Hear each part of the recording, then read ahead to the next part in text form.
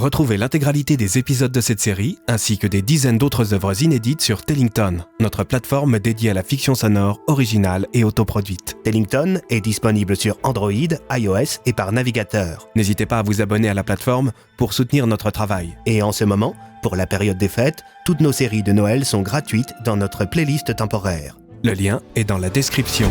Tellington, des histoires qui s'écoutent. Bonjour à tous, je suis content de vous revoir. J'espère que vous allez bien, que vous avez apprécié l'épisode précédent et que vous apprécierez tout autant celui-ci. Servez-vous un petit chocolat chaud, installez-vous confortablement, fermez les yeux et laissez-vous guider par le son de ma voix. Mes amis, nous repartons ensemble pour Marmottin. Soyez les bienvenus dans le 8e chapitre de cette Super Flame Story.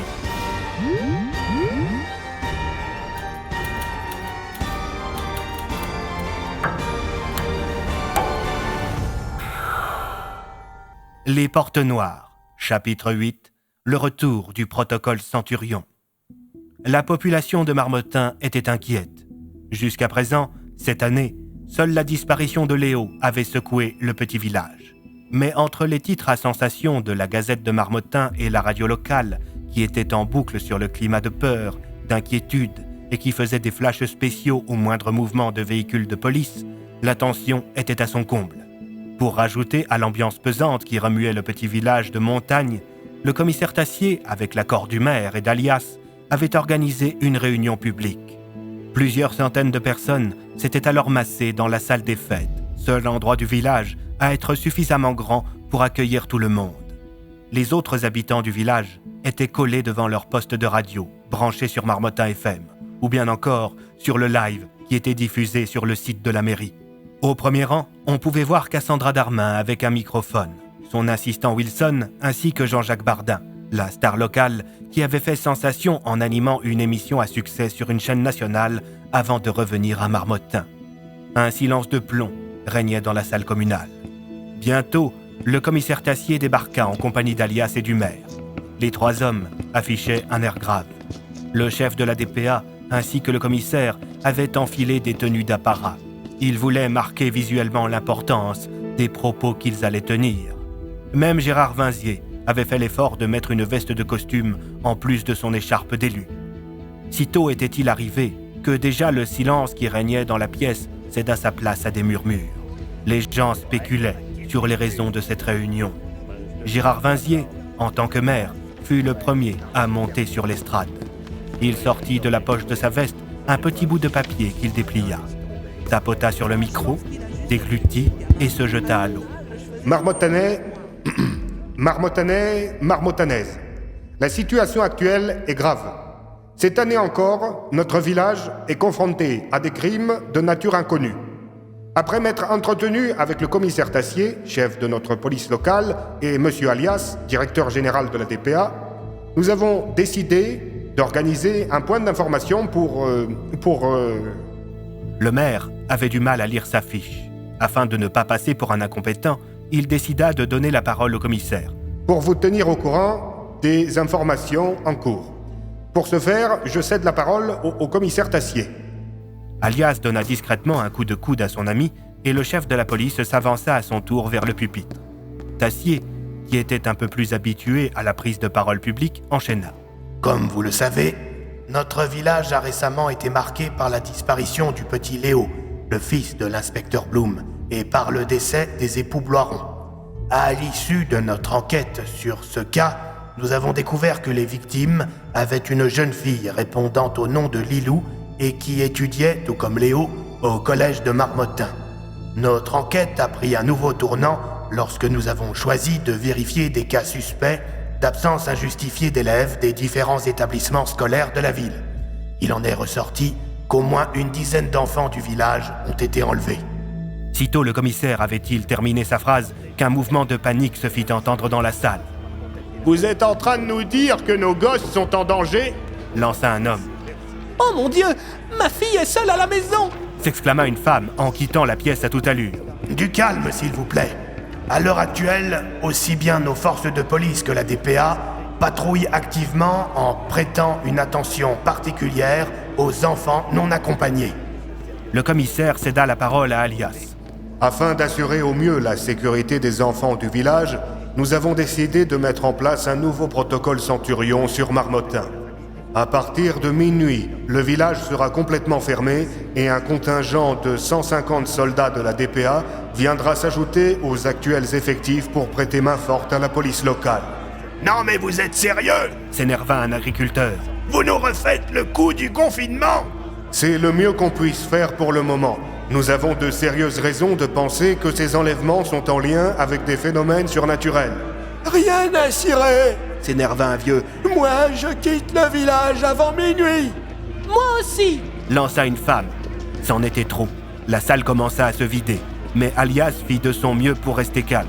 Nous avons également décidé de fermer les établissements scolaires et nous mettons en place un numéro vert sur lequel nos enquêteurs répondront 24 heures sur 24 à vos questions. Tu sais où tu peux te le mettre, ton numéro vert?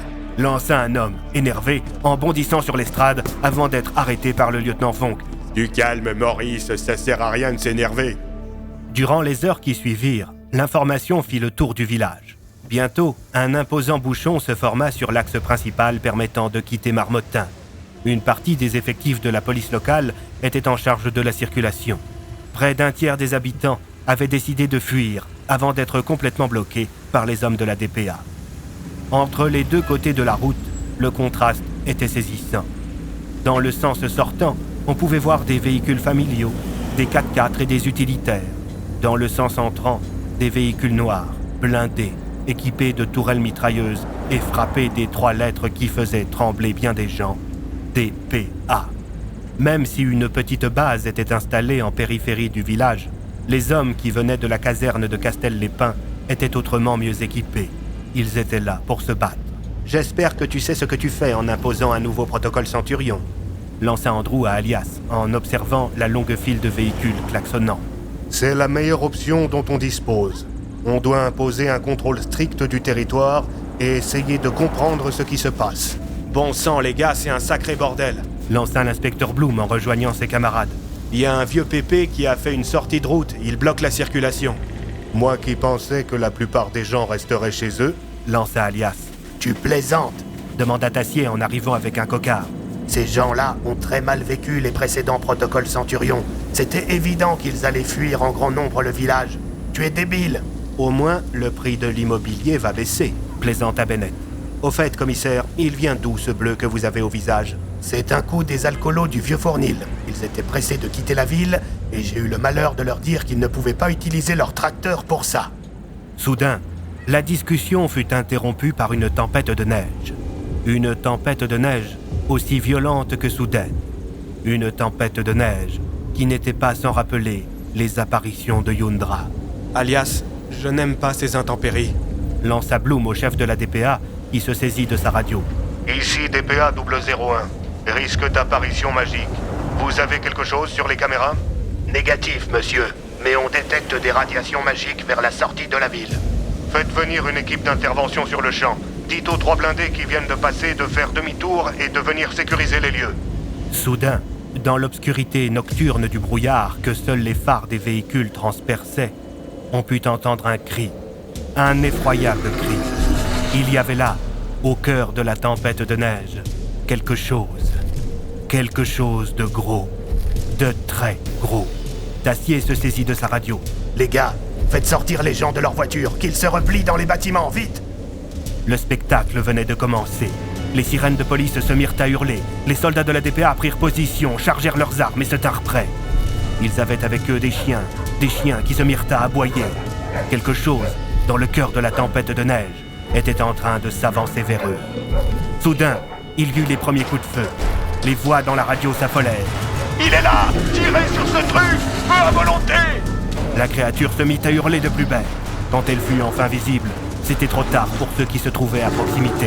D'un geste violent, le monstre balaya les soldats et écrasa 2 véhicules. Il était semblable à un ours polaire géant croisé avec un gorille et dont les yeux étaient faits de flammes. Il était gros, très gros, plus gros que celui d'il y a 5 ans. « Ce Yundra est absolument gigantesque !» s'exclama Andrew en invoquant sa porte. Il en ressortit avec un livre magique et se mit à effectuer des mouvements pour invoquer un sortilège. Il tira une boule de feu dans la direction de la créature, qu'il esquiva de peu.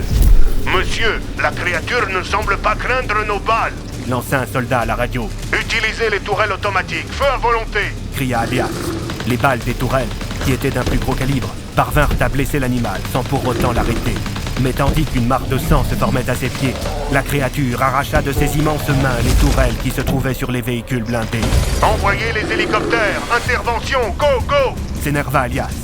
Bientôt, dans la nuit, on entendit le vrombissement du moteur des engins aériens. Hélico 2, pareil à faire feu.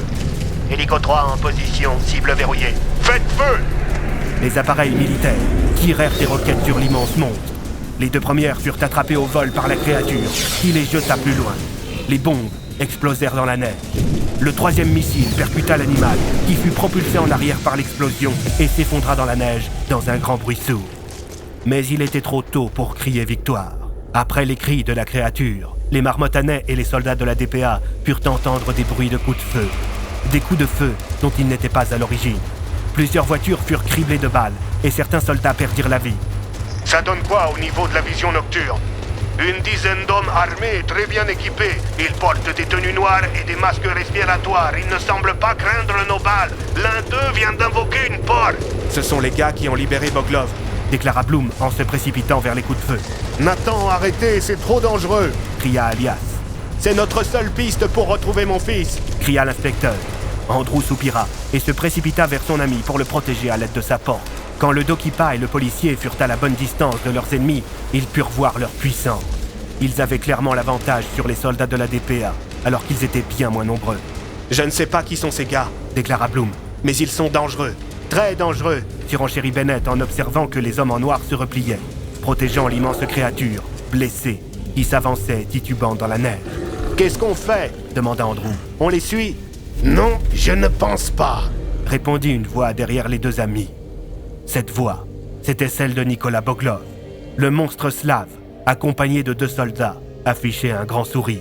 Je ne vous tue pas, car je veux que vous assistiez à ce qui se prépare. Lança-t-il, juste avant que ses sbires n'assomment les deux compagnons à l'aide des crosses de leurs armes. Retrouvez cette série et des dizaines d'autres sur Tellington. Le lien est dans la description.